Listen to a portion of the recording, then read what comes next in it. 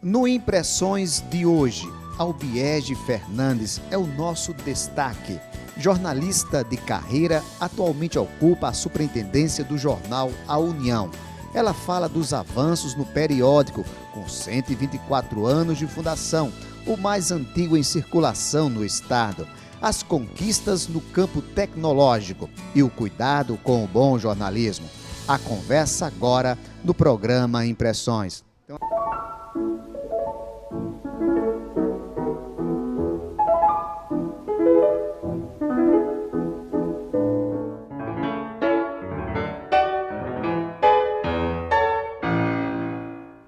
Olá, então a nossa conversa a partir de agora é com Albiege Fernandes, superintendente da União. Albiege, seja muito bem-vindo aqui ao programa Impressões. Muito obrigada, Eri. É um prazer enorme, inclusive por lhe rever, né? Estar no programa é muito bom e rever você, que nós trabalhamos juntos aqui, acho que entre 2000 até 2003 a 2000 e finalzinho de 2004, né? Foi um prazer, realmente. Albiege, você não nasceu em João Pessoa, nasceu em Patos. Eu queria que você começasse contando um pouco da sua trajetória de Patos até João Pessoa. Eri, é uma trajetória muito curta, porque foi de Patos só para João Pessoa, direto. Eu nasci em Patos, mas minha mãe ainda é viva, é professora aposentada do Estado. E naquela época ela era professora da Ativa. E ela logo, eu fui a segunda filha e ela já combinou com o papai de que a gente deveria crescer na capital. E ela pediu transferência e veio para cá. E eu tinha 1 ano e meio de vida quando cheguei em João Pessoa. Ela ensinava em escola pública, então? Ela era professora de escola pública, ela é aposentada do Estado. E seu pai fazia? Meu pai era o que chamam hoje industriário, a gente chamava representante de droga, que hoje é um termo meio... Mas vendia remédio, era representante de laboratório, de indústria farmacêutica. E papai passou muitos anos em apenas 2, e 2 grandes, o Sandóis e depois o Laboratório Roche. Ele se aposentou. Uma família de quantas pessoas?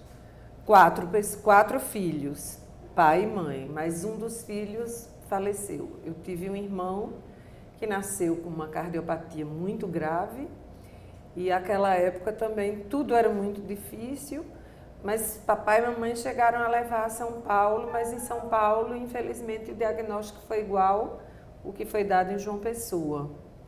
E ele não resistiu quando entrou na adolescência, desde o nascimento que foi constatado o problema, foi mais ou menos estimado que a vida dele seria até a entrada da adolescência, quando o organismo ia exigir muito do coração. E eu confesso que tive tanto trauma com essa história que eu não sei te dizer hoje, por exemplo, se a medicina já avançou nesse caso. Eu acho que o problema do meu irmão hoje, dentro desse círculo do coração que o governo do estado trouxe para Paraíba, e essa corrente maravilhosa de solidariedade, e os bebês são salvos assim que nascem e que é detectado o problema, eu acho que hoje o caso do meu irmão estaria bem solucionado dentro desse círculo do coração que o governo do estado vem desenvolvendo então desde 2011 aqui. Albiege, vocês vêm para João Pessoa, claro, seu pai e sua mãe tinham uma visão bem aberta com relação à educação dos filhos. Sim. E viu que na capital isso Sim. era a possibilidade. Sim. E como é que nasce em você essa questão da visão para o jornalismo? Porque você é formado em comunicação. Sou formada em comunicação, na habilitação de jornalismo. Minha mãe era professora, eu já te falei, né? Então, lá em casa se lia diuturnamente. Toda hora alguém estava lendo, ou um livro, ou uma revista. Então, desde criança, eu tenho o hábito de adormecer lendo. Eu só adormeço se estiver lendo. É uma coisa muito condicionada já. Todas nós tivemos esse hábito desde muito criança, muito cedo. E aí eu fui descobrindo que eu gostava de ler jornal. Papai já assinava jornais. E o que é pior, Eri? Eu, criança, quando chegava o jornal, eu pedia a página dos atropelados, que eu não sabia dizer a página policial. E aí papai dizia, mas como é que essa menina pequena gosta de ler um negócio desse? Tragédia, mas eu gostava da página policial. Talvez fosse uma vontade de fazer, criança, não sabia, não definia, mas depois que eu me formei, eu quis entrar no jornalismo investigativo, sabe? Eu sempre tive essa... Até porque entre fazer comunicação e outra coisa, durante muito tempo eu achei que eu seria policial. Muito essa linha investigativa. Mas aí eu me satisfiz com o jornalismo, eu sou feliz com a carreira que eu escolhi. Então, nasceu daí. A minha inclinação natural foi a leitura, a literatura. Minha mãe tem muitas coleções boas, muitos autores bons. Por exemplo, minha irmã mais nova fez letras. Também é uma coisa muito ligada à literatura, né? Minha irmã mais velha fez psicologia. Ninguém na área de exatas. Coisas que sempre requerem muita leitura. A psicologia requer muito estudo, muita leitura. O jornalismo, nem precisa dizer. E letras, a minha irmã é professora de francês da Universidade Federal da Paraíba. Me parece que você não quis seguir mesmo a paixão de criança pelas páginas policiais, mas quando sai, segue outra tendência. Isso. E você passa pela televisão. Durante um período muito curto, eu fui repórter produtora da TV Cabo Branco. E lá eu ainda enveredei um pouco, porque você sabe como é repórter produtor. Você está fazendo pauta para o repórter ir atrás. Então, os telefones não paravam. Quando chegava, já fazia ronda em todas as delegacias. E eu, de certa forma, me interessava por aquelas coisas. Sobretudo, quando começaram, assim, a pipocar os crimes contra as mulheres. Isso me tocava muito profundamente. Então, durante o período pequeno que eu fiquei na TV Cabo Branco, eu me interessei muito em investigar. Assim, uma pauta simples não me interessava. Eu sempre queria dar continuidade àquela investigação que foi que levou aquilo. Depois não, depois eu fui fazer assessoria de imprensa e fui para a Rádio Tabajara, porque, na verdade, eu sou funcionária pública, Eri. Eu sou funcionária pública desde 1981. Então, eu pude fazer assessoria de imprensa na PBTUR, onde foi o meu primeiro emprego, depois na Fundação Espaço Cultural, aí depois eu fui para a Rádio Tabajara. Aí eu fui para levar um programa chamado Palavra de Mulher. Eu quero deixar, assim, uma explicação. Esse título não foi escolhido por mim. O meu título era outro, mas o superintendente de então, da rádio, aprovou o projeto, mas pediu para opinar sobre o título. E ficou esse título. Não era o meu original. O meu original decorria daquela frase célebre do ex-presidente Collor, quando ele diz assim, nitroglicerina pura, eu imaginei um progesterona pura, que é o hormônio feminino. Mas aí o superintendente, naquela época, não concordou e botou esse título, Palavra de Mulher, mas eu ainda desenvolvi esse programa durante 4 anos, era aos sábados, e eu fazia ao vivo. Eu nunca quis fazer programa gravado. Então, no sábado, não existia a FM, era a AM, e foi o primeiro programa de gênero em toda a radiofonia da Paraíba. Foi Palavra de Mulher.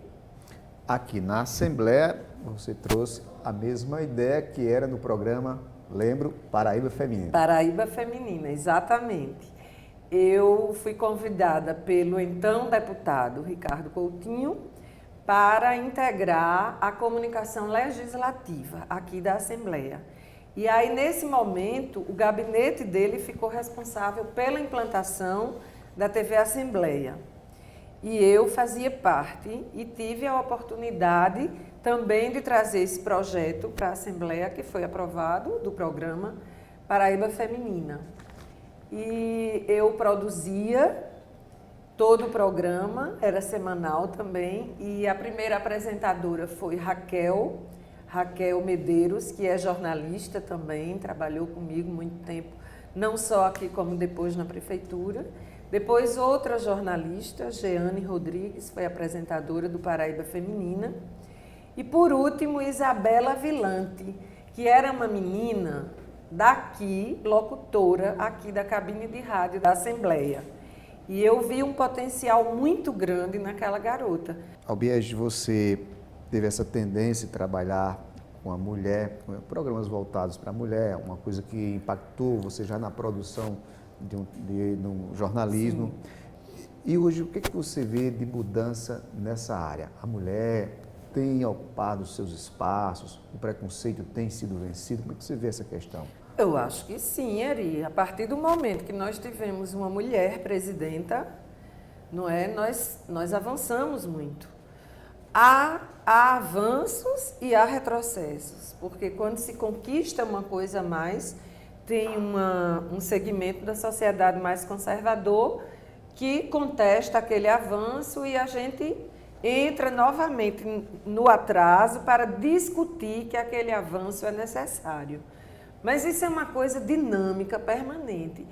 E eu considero, como mulher que sou, que a gente avançou muito.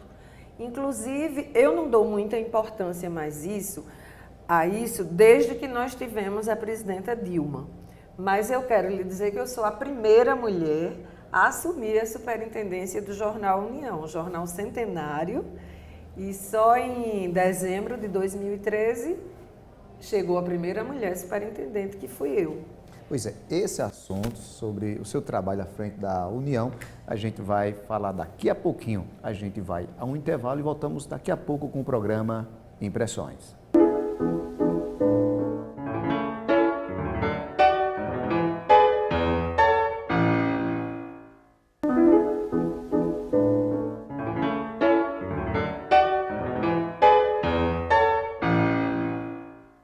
No programa Impressões de hoje, nós estamos conversando com Albiege Fernandes, que é superintendente da União, jornal A União. Albiege, você no último bloco falou que é a primeira mulher a assumir a superintendência desse órgão público, órgão de comunicação do Estado. E isso traz grande satisfação, eu creio, né? um certo privilégio. Né? Isso são sentimentos que vêm ao seu coração, com certeza. E muito intensamente, viu, Eri? Muito intensamente. Não por eu ser a primeira mulher, mas por eu ser a superintendente que tirou a União do vermelho. Isso é uma coisa que me deixa realmente muito honrada como profissional. Você sabe, eu fiz jornalismo, eu não fiz administração. E aí, por razões outras, eu entrei em 2011, junto com o governador Ricardo, fazendo parte desse governo, como diretora de operações, diretora da gráfica da União, não como gestora.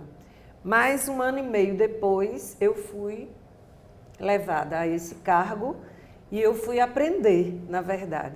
Enquanto diretora, eu já comecei a perceber como funcionavam as coisas da gestão. Então, quando eu assumi, eu tive muita ajuda, por exemplo, do meu antecessor, que foi Ramalho Leite. Eu tive ajuda de outras pessoas que estão na União há muito mais tempo. E aí, peguei a coisa, as reuniões de governo, que sempre acontecem com todos os secretários. Eu troquei muitas ideias, expus muito minhas dúvidas e fui muito ajudada. Muito incentivada e muito ajudada. Então, o resultado concreto disso é que a União é uma coisa muito maior do que se pensa. É um jornal diário, é o diário oficial do Estado e é uma gráfica, entendes? Então, são 3 fontes de rendas diferentes. E são essas 3 que eu te disse. E quando eu cheguei lá, eu vi que o potencial da gráfica era muito grande e ninguém se preocupava com o maquinário antigo. Era aquele maquinário quase rejeitava-se trabalho. Eu falei, gente, não é possível isso continuar acontecendo. A gente vai ter que investir em maquinário, a gente vai ter que fazer uma mudança no padrão do jornal e cobrar de quem deve o diário oficial, porque todos os órgãos são obrigados a publicar no Diário Oficial. Só que na União tinha uma coisa dos governos passados que ninguém pagava. E eu passei a cobrar com todo o incentivo do governador. Eu disse, como é isso? Ninguém paga. É para continuar assim? Ele disse, olha, se continuar assim, quem não continua lá é você. Então eu comecei muito segura a cobrar dos órgãos. E as pessoas se adaptaram a começar a pagar a União. Então, há 3 anos eu estou, efetivamente, foi 2014, 2015, 2016, né? Estamos no início de 2017. Todos esses anos eu já repassei superávit para o Tesouro Estadual, coisa que não acontecia na União. Então, o meu sentimento maior de regozijo é por ter conseguido um tento de um administrador, que eu não sou, de formação, entende? Eu sou dessa experiência, dessa prática do dia a dia. Então, eu chego no jornal, a minha vida é assim, eu chego no jornal não muito cedo, entre 9 e 9h30, nunca passa disso, mas eu não saio antes do jornal estar pronto. Eu preciso ver a primeira página e, dentre esse espaço que eu estou lá, eu vejo a questão administrativa, eu vejo a questão de recursos humanos, eu vejo todos esses aspectos diariamente. E eu tenho uma forma que as pessoas lá dizem que é muito nova, que lá ninguém fazia, mas o meu gabinete é completamente aberto. Vem do gráfico, aquele gráfico que só sabe manusear aquela máquina e mal lê, mas faz o trabalho com muito afinco, ao diretor, no mesmo nível que eu. Todos entram para conversar comigo. Então, graças a esses porta-vozes da gráfica, da empresa, eu fiquei sabendo de onde tinha problema.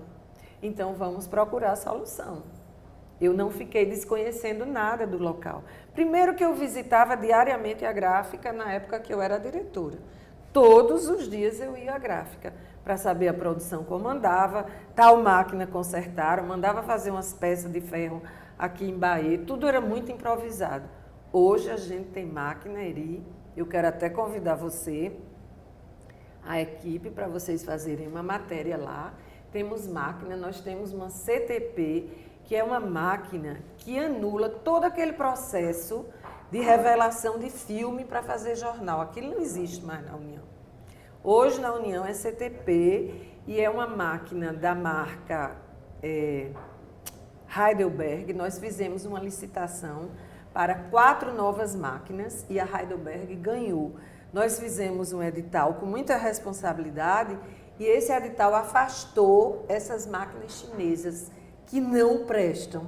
O meu colega, superintendente da imprensa de Alagoas, comprou e está encaixotado até hoje, porque não tem como montar aquilo. E pela experiência dele, nós acertamos.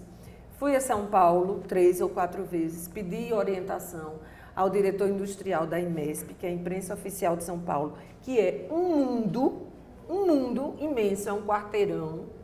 E aí aprendi com eles que máquina eu deveria comprar para o tipo de produção que eu tinha aqui, não podia ser a deles, que é outro mundo, mas a gente foi adequando e hoje o parque nós temos essa máquina. Nós temos uma alceadeira que antes... Nós temos outro produto, esqueci, o Correio das Artes, que é mensal.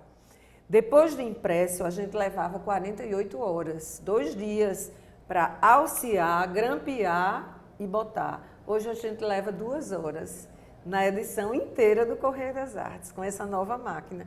E qualquer revista a gente faz lá. A revista Gênios é feita lá, não é uma edição nossa, é de um particular, mas é feita lá. Nós temos uma coladeira top de linha mesmo. A gente cola até uma lombada de 700 páginas, com segurança, não cai página. Então, a gente fez uma renovação no parque muito legal. Isso me deixa muito feliz, porque eu nem me afastei do jornalismo e eu agreguei outra coisa ao jornalismo, entende, Eri? Muito bom. Agora, me fala uma coisa, Albiege. Você fala de avanços tecnológicos, isso Sim. Muito bom, muito bom. Sim. Mas a gente vê, por outro lado, a questão de uma morte do jornal impresso? Sobre a morte do jornal impresso, eu quero lhe dar a boa notícia que o Jornal do Brasil ressuscitou. Eles voltaram à versão impressa. Eles não descartaram a virtual, mas eles voltaram agora com a versão impressa. Bom, como é que o jornal União sobrevive? Primeiro, nós somos um jornal absolutamente enxuto. Nós temos 24 páginas, Eri. O que acontecia nesses jornais locais é você é daqui e acompanha, é jornalista. Então, 10 quilos de papel numa edição. Numa edição, você não lia, aquilo não passava embaixo da porta, aquilo não cabe numa caixa de correio, a metade era comercial. Isso realmente mata um jornal. Nós temos 24 páginas. Isso aliado a um bom jornalismo. A um bom jornalismo, é isso que eu ia te dizer agora. O nosso jornal, muito modéstia à parte, é lido da primeira capa à última. Isso é dito pelos nossos assinantes. Nós temos cerca de 600 assinantes pagando e estamos começando a distribuir através de PDF por alguns WhatsApp de pessoas formadoras de opinião e também de pessoas, os secretários de governo. Eu distribuo muito cedo. Ninguém deixa de ler uma página da União. Então é isso que eu te digo, a sobrevivência do jornal é a qualidade do conteúdo, mais o bom senso de não se fazer uma edição com 50, 60 páginas ou mais. Aí é um desperdício de papel, e papel é caro, e vai demorar mais máquina ligada para imprimir aquilo tudo, e vai ser mais tinta, e vai ser mais tudo. Então, isso é um exemplo numa cidade desse tamanho, numa experiência jornalística primeira minha como administradora, mas acredito que esse enxugamento de papel é fundamental, tanto para a questão econômica da empresa, como para o planeta, na questão do uso do papel. Verdade. Sabe? Albiege, eu queria agradecer, foi um prazer tê-la no nosso programa, rever a colega de profissão. Nossa, Eri, o prazer foi todo meu. Eu estava muito tensa, mas eu acho que as coisas fluíram bacana, né? Ah, muito bom. E eu queria pedir, posso pedir mais um minuto, para convidar os telespectadores dessa TV para visitarem o arquivo nosso. Nós temos um arquivo lá, vivo, da história da Paraíba e do Brasil, que é fantástico. Nós temos 4 pessoas habilitadas a levarem o convidado por dentro do arquivo. Algumas páginas já não permitem mais tocar porque elas estão se desmanchando, mas esse arquivo está sendo, paulatinamente, nós estamos digitalizando na imprensa oficial de Pernambuco, na CEP, e nós já temos a década de 30, de 40 e o começo da década de 50 totalmente digitalizado à disposição no nosso site, que é www.aunião.pb.gov.br. Não é brincadeira, quase 125 anos de existência. Isso, nós temos o primeiro ainda. Então o primeiro não pode mais ser tocado, de maneira nenhuma. Ele está ali como peça de museu, não pode ser tocado de jeito nenhum. Então, o programa Impressões termina aqui. A gente quer agradecer a sua companhia e até o nosso próximo encontro. Até lá!